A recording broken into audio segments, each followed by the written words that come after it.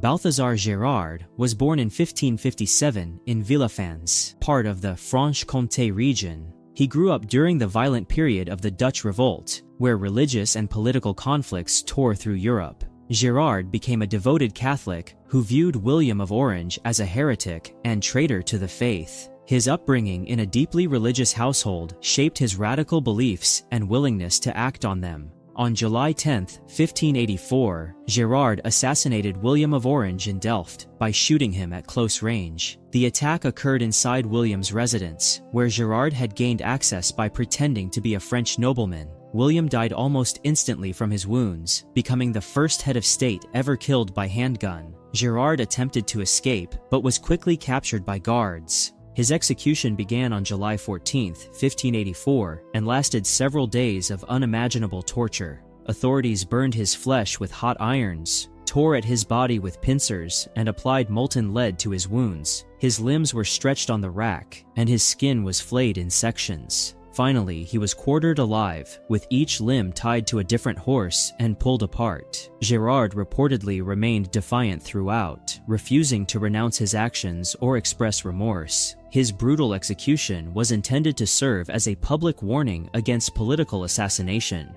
Instead, it became a symbol of the era's extreme cruelty. His death remains one of history's most horrific examples of judicial punishment. William Wallace was born around 1270 in Elderslie, Scotland, into a family of minor nobility. He rose to prominence during Scotland's struggle for independence against English rule under King Edward I.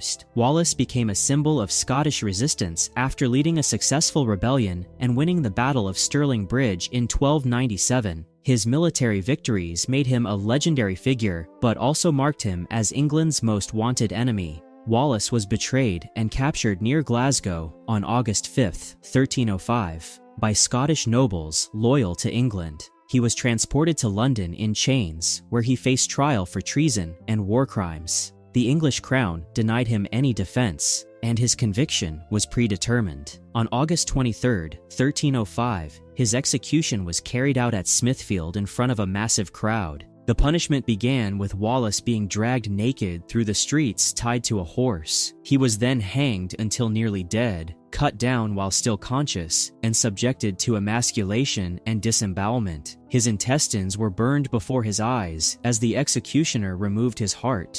Finally, his body was beheaded and quartered into 4 pieces. Wallace's head was dipped in tar and displayed on London Bridge as a warning. The brutal execution failed to crush Scottish resistance and instead turned Wallace into a martyr. His legacy endures as a symbol of courage and defiance against oppression. Empress Elizabeth of Austria, known as Sisi, was born on December 24, 1837, in Munich, Bavaria. She married Emperor Franz Joseph I of Austria in 1854, becoming one of Europe's most famous and beloved royals. Elizabeth was known for her beauty, independent spirit, and unconventional lifestyle, often defying the rigid protocols of the Habsburg court. Despite her privileged position, she struggled with personal tragedies, including the suicide of her only son in 1889. On September 10, 1898, Elizabeth traveled to Geneva, Switzerland, under an assumed name to avoid public attention. She was walking along the promenade near Lake Geneva when an Italian anarchist named Luigi Lucchini approached her. Lucchini had been seeking a high-profile target to make a political statement against European monarchies. He had originally planned to kill a different royal, but changed his target upon learning of Elizabeth's presence. Lucchini struck Elizabeth in the chest with a sharpened needle file, penetrating her heart. The weapon was so thin that Elizabeth initially did not realize she had been stabbed. She walked several more steps, then collapsed as internal bleeding began. Witnesses rushed to her aid, but she died within an hour from the wound. Lucchini was arrested immediately and later sentenced to life imprisonment. Elizabeth's assassination shocked Europe and highlighted the growing threat of anarchist violence against royalty. Her death marked the end of an era for the Habsburg Empire. She remains a tragic and romanticized figure in European history. GYÖRGY DÓZSA was born around 1470 in Dalnoch, Transylvania, into a noble family of Szekely origin. He served as a distinguished military commander, earning recognition for his bravery in battles against the Ottoman Empire. In 1514, Pope Leo X called for a crusade against the Ottomans, and DÓZSA was appointed to lead the Hungarian peasant army. However, Hungarian nobles refused to allow their serfs to join, sparking widespread resentment among the lower classes. The crusade transformed into a massive peasant rebellion against the Hungarian nobility. DÓZSA's forces grew to over 100,000 men, as oppressed peasants rallied to his cause across the kingdom. They attacked noble estates, burned castles, and executed aristocrats who had enforced brutal feudal laws. The rebellion briefly succeeded in capturing several key towns and threatening the established order. King Louis II and the nobility mobilized their armies to crush the uprising. On July 20th, 1514, DÓZSA's rebel army was defeated at the Battle of Temesvar by forces commanded by John Zapolya. DÓZSA was captured alive and subjected to one of history's most sadistic executions. His captors heated an iron throne and crown until they glowed red, then forced him to sit while they placed the burning crown on his head. As he screamed, 6 of his starving followers were compelled to tear flesh from his burning body and eat it. The execution lasted for hours, as DÓZSA's body was slowly consumed by fire and mutilation. His death served as a brutal warning to peasants across Hungary who dared challenge noble authority. The rebellion's failure led to even harsher feudal restrictions that lasted for generations. DÓZSA's martyrdom became a symbol of resistance against tyranny in Hungarian history. Banda Singh Bahadur was born as Lakshman Dev in 1670 in Rajuri, Jammu, into a Rajput family. He initially lived as a Hindu ascetic before meeting Guru Gobind Singh, the 10th Sikh Guru, in 1708. The Guru transformed him into a warrior and gave him the name Banda Singh Bahadur, tasking him with establishing Sikh sovereignty in Punjab. Banda led successful military campaigns against Mughal oppression, establishing the first Sikh state in Sirhind. His army captured multiple Mughal strongholds and distributed land to peasants, challenging the feudal system. Banda's forces defeated several Mughal governors, earning him legendary status among Sikhs and fear among Mughal rulers. Emperor Bahadur Shah I personally led campaigns against him but failed to capture him. However, in 1715, Mughal forces under Abdus Samad Khan besieged Banda and his followers in the Gurdas Nangal fortress for 8 months. On December 7, 1715, after enduring starvation and disease, Banda and his remaining warriors were captured. Over 700 Sikhs were imprisoned and marched to Delhi in chains, where they faced public execution. Banda was paraded through the streets in an iron cage alongside his 5-year-old son. Mughal authorities offered him clemency if he converted to Islam, but he refused every offer. On June 9, 1716, Banda's execution began with the murder of his son before his eyes. His body was mutilated piece by piece using hot pincers that tore his flesh. His eyes were gouged out, his limbs were severed, and finally he was beheaded. His remains were displayed throughout Delhi as a warning against Sikh resistance, but his sacrifice strengthened Sikh resolve and unity for generations. Johann PATKUL was born on July 26, 1660 in Stockholm, Sweden, into a Baltic German noble family. He became a prominent political figure and military leader in Livonia, which was then under Swedish control. PATKUL openly opposed Swedish King Charles XI's policies that reduced the rights and privileges of Baltic nobility. His criticism and political activism made him a target of the Swedish crown, forcing him into exile in 1692. PATKUL fled to Poland and later Russia, where he worked to build coalitions against Swedish dominance. He played a crucial role in forming the alliance between Poland, Russia, and Denmark that launched the Great Northern War against Sweden in 1700. His diplomatic efforts helped coordinate military campaigns that challenged Swedish power. However, his position became precarious as political alliances shifted throughout the conflict. In 1705, PATKUL was sent as a Russian envoy to negotiate with Augustus II of Poland and Saxony.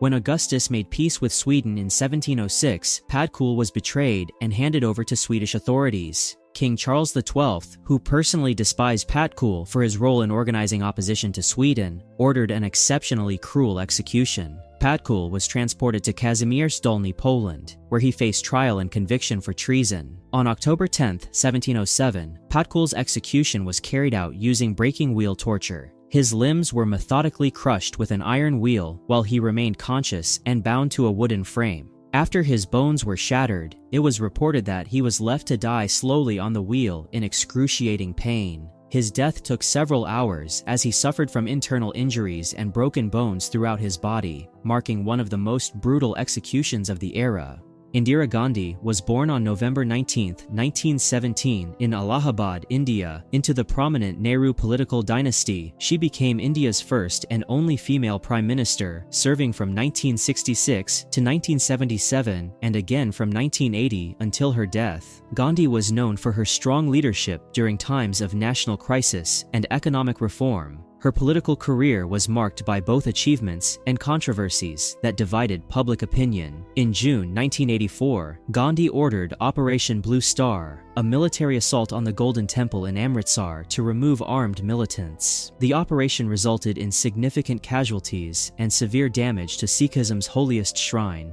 deeply offending Sikhs worldwide. Many Sikh soldiers resigned from the Indian army in protest, and tensions escalated rapidly. Despite receiving warnings about potential threats from her Sikh bodyguards, Gandhi refused to replace them. On October 31, 1984, Gandhi was walking through her residence garden in New Delhi when two of her Sikh bodyguards opened fire. Bent Singh shot her with his service revolver, while Satwant Singh fired with his automatic weapon. Gandhi was struck by 31 bullets and collapsed immediately.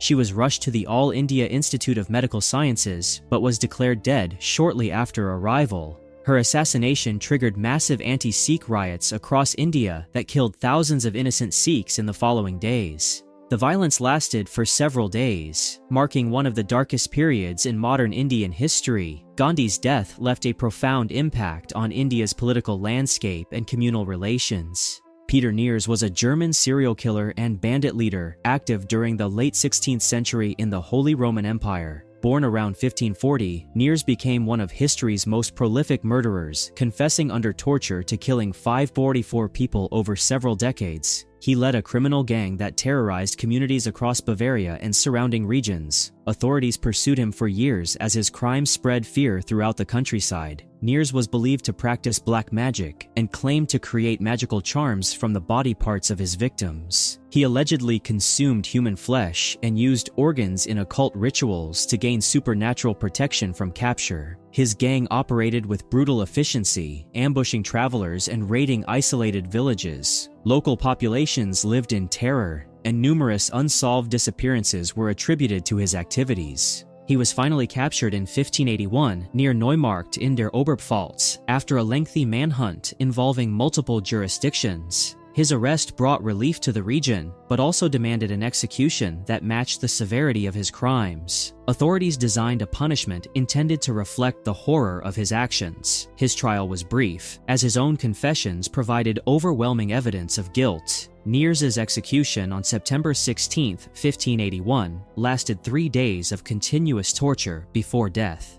He was placed on a breaking wheel where executioners shattered his limbs with iron bars at intervals. Between sessions, hot oil was poured over his wounds, while pieces of his flesh were torn away. On the final day, he was quartered alive before being burned. Yuan CHONGHUAN was born in 1584 in Dongguan, Guangdong Province, during the Ming Dynasty. He rose through the imperial examination system to become a distinguished military commander tasked with defending China's northern frontier. Yuan achieved significant victories against the invading Manchu forces, particularly defending Ningyuan and Jinju. His military successes made him a celebrated hero throughout the empire and earned him the emperor's trust. Yuan's defensive strategies repeatedly frustrated the Manchu expansion into Ming territory during the late 1620s. He fortified key cities and utilized advanced artillery tactics that proved highly effective against cavalry assaults. His leadership inspired troops and civilians alike, creating a strong defensive perimeter along the border. However, his success also bred resentment among rival officials at the imperial court who envied his influence. In 1630, the Manchu leader Hong Taiji devised a brilliant disinformation campaign to destroy Yuan's reputation. False intelligence was planted suggesting Yuan had secretly negotiated with the Manchus and planned to betray the empire. The Chonghuan emperor, already paranoid and suspicious of his generals, believed the fabricated evidence. Yuan was arrested and brought to Beijing to face charges of treason without a proper investigation. On September 22, 1630, Yuan was subjected to death by slow slicing, known as lingqi. Executioners made thousands of cuts across his body over several hours while he remained conscious. Pieces of his flesh were removed systematically as the crowd watched. Yuan reportedly endured the torture without crying out, maintaining his innocence until death. His execution was later recognized as a grave injustice that weakened Ming defenses and contributed to the dynasty's eventual collapse. Bhai Subeg Singh was born in 1683 in Jambar, Punjab, into a devoted Sikh family. He served as a high-ranking official in the Mughal administration before openly embracing his Sikh faith. His son, Bhai Shahbaz Singh, followed in his father's footsteps as both a warrior and a committed Sikh. Both father and son became prominent figures in the Sikh resistance against Mughal religious. The Mughals under Zakaria Khan implemented brutal policies to suppress Sikhism and force conversions to Islam. Subeg Singh and Shahbaz Singh organized resistance movements and provided refuge to persecuted Sikhs throughout Punjab. They refused multiple offers of clemency and wealth in exchange for renouncing their faith. Their defiance inspired countless Sikhs to maintain their religious identity despite facing severe consequences. In 1745, both were captured by Mughal forces and imprisoned in Lahore. Authorities offered them freedom, land, and positions of power if they converted to Islam. Father and son refused every offer, choosing martyrdom over apostasy. Their steadfast faith enraged Mughal officials, who ordered an execution designed to break Sikh morale. On January 28, 1746, their public torture and execution began in Lahore's main square. Executioners broke their bones with hammers and placed them on rotating wheels. Their flesh was torn with hot pincers, and molten lead was poured over their wounds. Both endured hours of torture without renouncing their faith or showing signs of submission. Finally, they were beheaded after suffering unimaginable agony. Their martyrdom strengthened Sikh resolve and became a symbol of unwavering faith under persecution. Jean CALAS was born on March 19, 1698, in La Cabarede, France, into a Protestant Huguenot family. He worked as a successful cloth merchant in Toulouse, where he lived with his wife and children. France's Protestant community faced severe discrimination under Catholic majority rule, which restricted their rights and freedoms. Despite these challenges, CALAS maintained his business and supported his family while quietly practicing his faith. On October 13, 1761, CALAS's eldest son, Marc-Antoine, was found dead in the family shop. Authorities immediately suspected murder, assuming the family killed him to prevent his rumored conversion to Catholicism. Anti-Protestant sentiment in Toulouse fueled widespread accusations, despite the lack of concrete evidence. CALAS and his family maintained that Marc-Antoine had taken his own life due to business failures and depression. The trial was conducted in an atmosphere of religious hysteria rather than judicial fairness. Catholic judges ignored contradictory evidence and rejected testimony supporting the family's account. On March 9, 1762, CALAS was convicted of murdering his son, based primarily on religious prejudice. He was sentenced to be tortured and executed despite maintaining his innocence throughout the proceedings. On March 10, 1762, CALAS endured 2 hours of torture on the rack designed to extract a confession. His limbs were stretched and water was forced down his throat, yet he refused to admit guilt. Afterward, he was broken on the wheel, with executioners shattering his bones methodically. 3 years later, Voltaire's campaign exposed the injustice, and CALAS was posthumously exonerated, becoming a symbol of religious intolerance. Auguste Chapdelaine was born on January 6, 1814, in La Rochelle, Normande, France. Into a devout Catholic family, he entered the seminary and was ordained as a priest in 1843, dedicating his life to missionary work. In 1852, Chapdelaine joined the Paris Foreign Mission Society and volunteered to evangelize in China. He arrived in Guangxi province, where Christianity was illegal and foreign missionaries faced severe persecution. Chapdelaine worked secretly among Chinese converts, traveling between villages and conducting religious services in hidden locations. He learned the local language and customs, building a small but dedicated Christian community. His activities remained concealed for several years as he moved frequently to avoid detection. However, in 1856, local officials received reports of a foreign priest operating illegally in the region.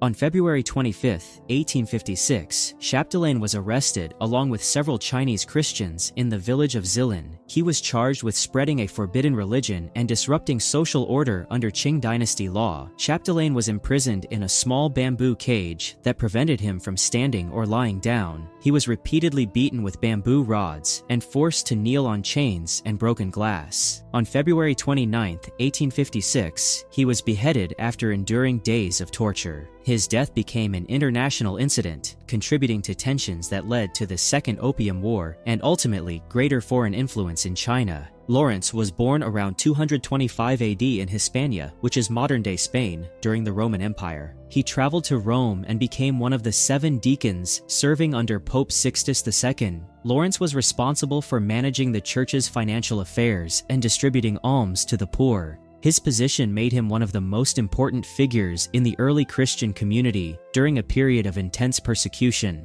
In 258 AD, Emperor Valerian issued edicts targeting Christian clergy and demanding the seizure of church property. Pope Sixtus II was arrested and executed on August 6, leaving Lawrence as the highest-ranking church official in Rome. Roman authorities demanded that Lawrence turn over the church's treasures within 3 days. Instead, Lawrence spent the time distributing all wealth to the poor and sick throughout the city. When Lawrence appeared before the prefect, he presented the poor, the crippled, and the sick, declaring these were the true treasures of the church. Lawrence was sentenced to death by being roasted alive on a gridiron over hot coals. The execution was designed to be slow and painful to punish his insolence. On August 10, 258 AD, Lawrence was bound to an iron grate suspended over burning coals. According to tradition, he endured the torture with remarkable composure, reportedly joking with his executioners about turning him over. He died after hours of suffering, becoming one of Christianity's most venerated martyrs. His feast day remains celebrated on August 10th across the Christian world. ZHULI was a Chinese national who became the subject of one of the most notorious photographs in history. Little is known about his early life, but records indicate he was involved in the murder of a Mongolian prince in 1905. The killing occurred during a period of political instability in the Qing dynasty's final years. Fu was arrested along with accomplices and faced trial under traditional Chinese law. The Qing legal code prescribed death by slow slicing, known as lingqi, for particularly heinous crime. This method was reserved for the most serious offenses and was designed to serve as both punishment and deterrent. Fu's case attracted attention because a French soldier stationed in Beijing photographed the execution process. These images later circulated internationally, shocking Western audiences unfamiliar with such practices. The execution took place in Beijing's public execution grounds in April 1905 before a large crowd. Fu was tied to a wooden frame while executioners began the systematic process of removing flesh from his body. The procedure involved making hundreds of precise cuts designed to prolong suffering while keeping the condemned alive. Witnesses reported that Fu was given opium beforehand to prevent him from dying too quickly from shock. His execution became one of the last recorded instances of lingqi before the practice was officially abolished in 1905. The photographs remain controversial historical documents of this brutal punishment method. Jesus of Nazareth was born around 4 BC in Bethlehem, Judea, during the reign of King Herod the Great. He grew up in Nazareth and began his public ministry around age 30, preaching throughout Galilee and Judea. Jesus taught about love, forgiveness, and the kingdom of God, attracting large crowds and devoted followers. His teachings challenged established religious authorities and Roman political power, making him a controversial figure in first-century Palestine. Jesus' growing influence alarmed both Jewish religious leaders and Roman officials, who saw him as a potential threat. After 3 years of ministry, he was arrested in the Garden of Gethsemane following betrayal by Judas Iscariot. Jesus faced trial before the Jewish Sanhedrin and then Roman governor Pontius Pilate. Though Pilate found no fault deserving death, he yielded to public pressure and condemned Jesus to crucifixion. On the day traditionally marked as Good Friday around 33 AD, Jesus was scourged with a flagrum, a whip embedded with bone and metal. The flogging tore his flesh and caused severe blood loss. He was forced to carry a heavy wooden crossbeam through Jerusalem to Golgotha, the place of execution. Roman soldiers then nailed him to the cross through his wrists and feet. Jesus hung on the cross for approximately 6 hours, suffering from asphyxiation, dehydration, and shock. Crucifixion victims died slowly as their bodies weakened and they could no longer lift themselves to breathe. According to biblical accounts, Jesus spoke several times before dying, forgiving those who executed him. His death and reported resurrection 3 days later became the foundation of Christianity, influencing billions throughout history. Thank you very much for watching this video, and if you learned something, make sure to leave a like and comment down below your thoughts on any of the executions I discussed in this video. Subscribe if you would like to see more videos like this one covering the darkest chapters of human history. Thank you again, and goodbye.